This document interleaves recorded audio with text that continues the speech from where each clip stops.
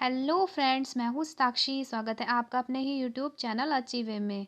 Friends, आज की video में हम एसएससी जीडी के प्रीवियस ईयर क्वेश्चंस का फोर्थ सेट देखने जा रहे हैं, जहां पर हम आपको एसएससी जीडी से रिलेटेड इंपॉर्टेंट क्वेश्चंस बताएंगे और उनके इम्पोर्टेंट फैक्ट्स भी बताएंगे। तो दोस्तों, हमारे साथ वीडियो में लास्ट तक बने रहिए और आप यह भी गेस कीजिए कि आपने कितने क्वेश्चन को सही किया है।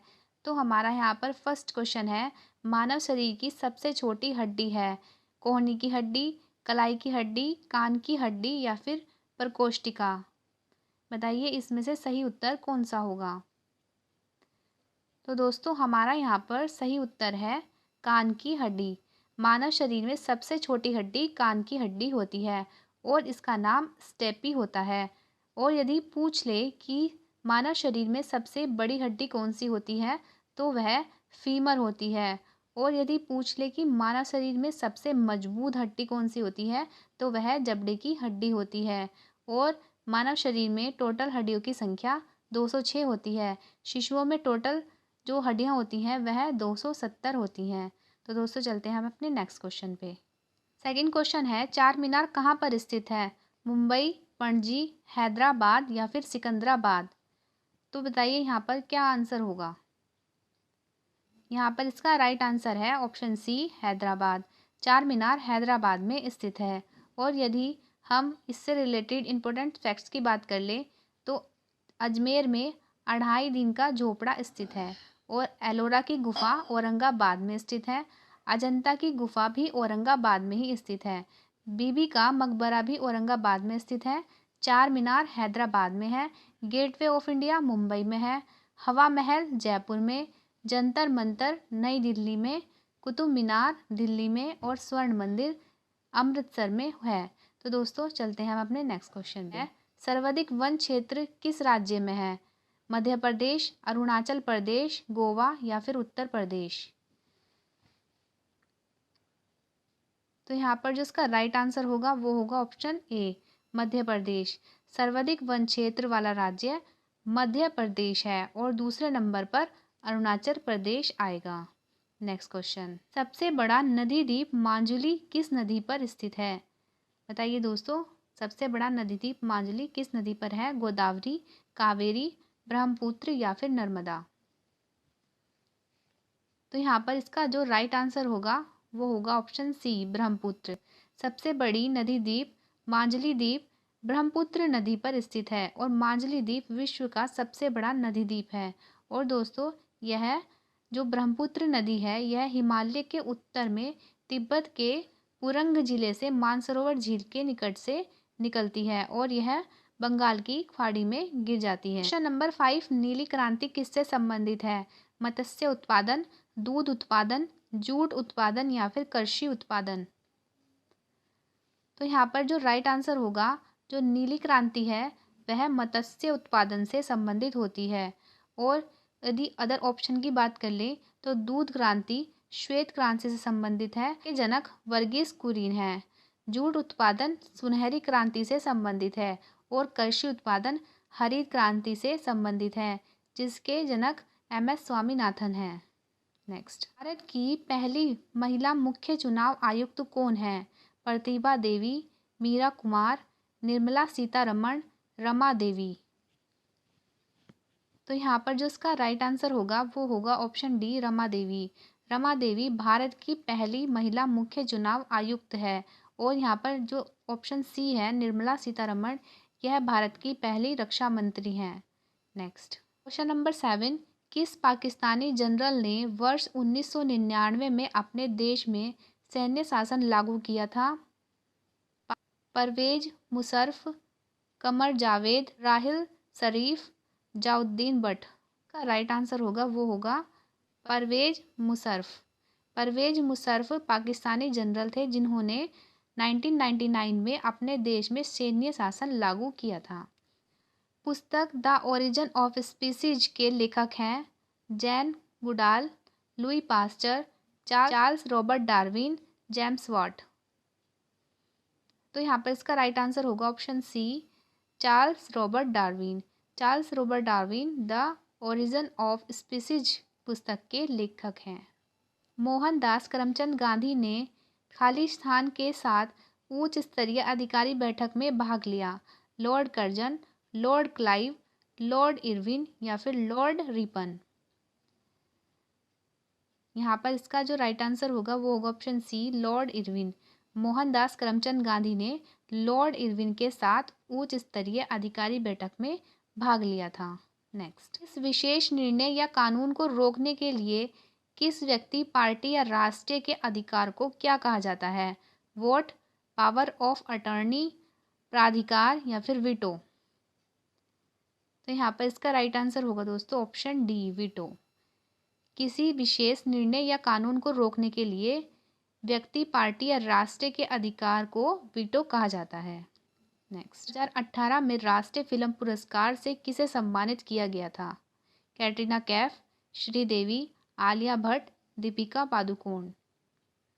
तो यहाँ पर जिसका राइट आंसर है वो है श्रीदेवी। सर्वश्रेष्ठ अभिनेत्री के लिए 2018 में राष्ट्रीय फिल्म पुरस्कार के लिए श्रीदेवी को सम्मानित किया गया था और यह 66वां संस्करण था। 67वां संस्करण 2019 में हुआ था, जिसमें कंगना रनावत को सर्वश्रेष्ठ अभिनेत्री चुना गया था और सर्वश्रेष्ठ अभिनेता मनोज वाजपेयी और धनुष को चुना गया था। नेक्स्ट, 2020 ओलंपिक खेल कहाँ आयोजित किए जाएंगे, मतलब या फिर किए गए हैं? टोक्यो, रियो दी जेनेरियो, बीजिंग या फिर पेरिस? तो यहाँ पर इसका राइट आंसर है दोस्तों option A, Tokyo. Tokyo Japan में 2020 ओलंपिक खेल का आयोजन किया गया और यह 23 जुलाई से लेके 8 अगस्त तक चले थे और इसका संस्करण था 32वां संस्करण था। यहाँ पर आदर्श वाक्य है यूनाइटेड बाय इमोशंस। यहाँ पर भारत में नीरज चोपड़ा ने स्वर्ण पदक जीता था और इसमें मीराबाई चानू ने रजत पदक जीता था। यहाँ पर कुल देश जिन्होंने भागीदारी ली थी वो थे 206 और ओलंपिक खेल के अध्यक्ष जो हैं वो हैं थॉमस वॉक। चलते हैं नेक्स्ट क्वेश्चन पे कि बाल गंगाधर तिलक, जवाहरलाल नेहरू, पंडित मदन मोहन मालवीय या सर सैयद मोहम्मद? तो यहाँ पर इसका जो राइट आंसर होगा वो होगा ऑप्शन सी, पंडित मदन मोहन मालवीय। पंडित मदन मोहन मालवीय ने हिंदू विश्वविद्यालय की स्थापना की थी और इन्होंने 4 फरवरी 1916 में बनारस में इसकी स्थापना की थी। और यदि यह क्वेश्चन पूछ ले कि अलीगढ़ मुस्लिम विश्वविद्यालय की स्थापना किसने की थी, तो वह सर सैयद मोहम्मद ने की थी और यह 1920 में की गई थी। नेक्स्ट क्वेश्चन, में से कौन भारतीय शास्त्रीय संगीत की प्रख्यात गायिका है? नैना देवी, सुभा मुर्दल, पूर्णिमा शर्मा, रीता गांगुली? तो यहाँ पर इसका जो राइट आंसर होगा वो होगा ऑप्शन बी, सुभा मुर्दगल। नेक्स्ट, क्वेश्चन नंबर 15 है यथा फरवरी 2019 में बीसीसीआई के कार्यवाहक अध्यक्ष कौन है? विनोद राय, अनुराग ठाकुर, सीके खन्ना, शशांक मनोहर? तो 2019 की बीसीसीआई के कार्यवाहक अध्यक्ष सीके खन्ना रहे हैं, जो कि 2017 से लेकर 2019 तक रहे हैं। 2019 में बीसीसीआई के अध्यक्ष सौरभ गांगुली बने। नेक्स्ट क्वेश्चन, भारत और श्रीलंका को खालिस्तान द्वारा विभाजित किया गया? होमरूज जल संधि, बेरिंग जल संधि, पाक जल संधि या फिर जिब्राल्टर जल संधि? तो भारत और श्रीलंका को विभाजित करने वाली जल संधि का नाम है पाक जल संधि और यह भारत और श्रीलंका को अलग करती है। यदि अन्य ऑप्शन की बात कर ली जाए तो होमरूज जल संधि फारस की खाड़ी और ओमान की खाड़ी को अलग करती है। बेरिंग जल संधि उत्तर पूर्वी एशिया तथा उत्तर पश्चिमी अमेरिका को अलग करती है।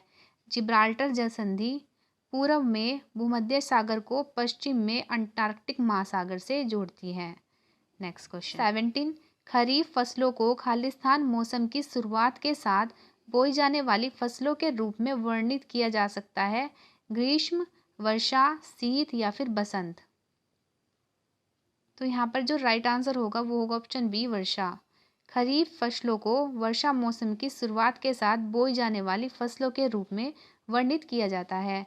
दोस्तों, जो खरीफ की फसलें होती हैं वह जून जुलाई में बोई जाती हैं और अक्टूबर में काट ली जाती हैं और खरीफ की फसलों में धान, ज्वार, बाजरा, सोयाबीन, गन्ना, मूंग इत्यादि आते हैं। रबी की फसल की बात की जाए तो रबी की फसल अक्टूबर और नवंबर में बोई जाती है, जो फरवरी और मार्च में काट ली जाती है। रबी की फसल में मुख्य फसलें गेहूँ, जौ, रई, सरसों, मक्का आदि आते हैं। यदि जायद की फसलों की बात की जाए तो जायद की फसलें मार्च अप्रैल में बोई जाती हैं और यह जून जुलाई में काट ली जाती हैं। जायद की फसलों में खरबूज, तरबूज, ककड़ी, खीरा आदि आते हैं। चलते हैं नेक्स्ट क्वेश्चन पे। Question number 18। अगस्त 1858 में ब्रिटिश संसद ने एक अधिनियम पारित किया जिसमें कंपनियों के शासन को समाप्त कर दिया। इसे कौन सा अधिनियम एक्ट कहा गया है? कर्जन अधिनियम, फोर्ट विलियम एक्ट, भारत सरकार अधिनियम, भारत न्याय अधिनियम। तो यहाँ पर जो इसका राइट आंसर है वो है ऑप्शन सी, भारत सरकार अधिनियम। भारत सरकार अधिनियम 1858 में ब्रिटिश संसद ने एक अधिनियम पारित किया जिसमें कंपनी के शासन को समाप्त कर दिया गया था। नेक्स्ट। भारतीय रेगिस्तान खालिस्तान पश्चिमी क्षेत्र में स्थित है। कैमूर की पहाड़ी, हिमाद्री, नीलगिरी की पहाड़ी या फिर अरावली की पहाड़ी। तो बताइए क्या होगा इसका राइट आंसर? यहाँ पर इसका राइट आंसर है ऑप्शन डी, अरावली की पहाड़ी। भारतीय रेगिस्तान अरावली की पहाड़ी पश्चिमी क्षेत्र में स्थित है। और दोस्तों अरावली की पहाड़ी जो है सबसे प्राचीनतम श्रृंखला में आती है और यह गोंडवाना लैंड का अस्तित्व या फिर हिस्सा है। नेक्स्ट। निम्नलिखित में से कौन परिसंचरण प्रणाली खालिस्तान का हिस्सा नहीं है? धमनियाँ, शिराएं, केशिकाएं या फिर विल्ली। तो जो नहीं है वह बताना है। ये भी बहुत ध्यान रखने वाली बात है कि क्वेश्चन में क्या पूछा गया है, नहीं पूछा गया है या फिर है पूछा गया है। यहाँ पर भी बहुत सी मिस्टेक होती है, तो क्वेश्चन ध्यान से पढ़ना चाहिए। तो यहाँ पर जो इसका राइट आंसर होगा विल्ली होगा। विल्ली जो होती है वो आहार नाल का हिस्सा होती है, ना कि परिसंचरण तंत्र का। धमनियाँ, शिराएं और केशिकाएं परिसंचरण तंत्र का हिस्सा होती हैं। नेक्स्ट। सोडियम हाइड्रोक्लोराइड का उपयोग खालिस्तान के लिए नहीं किया जाता। अखबार, धातु की चिकनाई हटाने, साबुन बनाने या फिर अचार परिरक्षित करने में। बताइए दोस्तों क्या होगा यहाँ पर इसका राइट आंसर? तो यहाँ पर इसका राइट आंसर है ऑप्शन डी, अचार परिरक्षित करने में सोडियम हाइड्रोक्साइड का प्रयोग नहीं किया जाता। और सोडियम हाइड्रोक्साइड का सूत्र है NaOH। NaOH सोडियम हाइड्रोक्साइड का सूत्र है। नेक्स्ट। Question number 22। भारतीय रिजर्व बैंक के गवर्नर जनरल कौन थे जिन्होंने दिसंबर 2018 में अपना इस्तीफा सौंप दिया? डॉक्टर मनमोहन सिंह, उर्जित पटेल, P चिदम्बरम या फिर नरेंद्र मोदी। तो यहाँ पर इसका राइट आंसर होगा दोस्तों ऑप्शन बी, उर्जित पटेल। भारतीय रिजर्व बैंक के गवर्नर जनरल उर्जित पटेल थे जिन्होंने दिसंबर 2018 में अपना इस्तीफा सौंप दिया था। और 2018 के बाद शक्तिकांत दास भारत के गवर्नर जनरल बने, जो कि 2018 में नियुक्त हुए थे। और दोस्तों भारतीय रिजर्व बैंक के प्रथम गवर्नर जनरल ओसबोर्न स्मिथ थे और RBI की स्थापना 1 अप्रैल 1935 में हुई थी, जिसका हेडक्वार्टर मुंबई में है। नेक्स्ट। Question number 23। कथकली का शास्त्रीय नृत्य किस राज्य में है? केरल, आंध्र प्रदेश, तमिलनाडु या फिर कर्नाटका। बताइए क्या होगा इसका सही उत्तर? तो यहाँ पर इसका सही उत्तर है ऑप्शन ए, केरल। कथकली शास्त्रीय नृत्य केरल राज्य का नृत्य है। और यहाँ पर हम अदर ऑप्शन की बात कर ले तो आंध्र प्रदेश में कुचिपुड़ी शास्त्रीय नृत्य होता है, तमिलनाडु भरतनाट्यम शास्त्रीय नृत्य से संबंधित है और कर्नाटक में यक्षगान शास्त्रीय नृत्य होता है। नेक्स्ट। Question number 24। Ag एक महंगी नरम सफ़ेद चमकदार धातु है जिसे आमतौर पर खालिस्तान के रूप में जाना जाता है। पारा, एल्यूमिनियम, निकिल या फिर चांदी।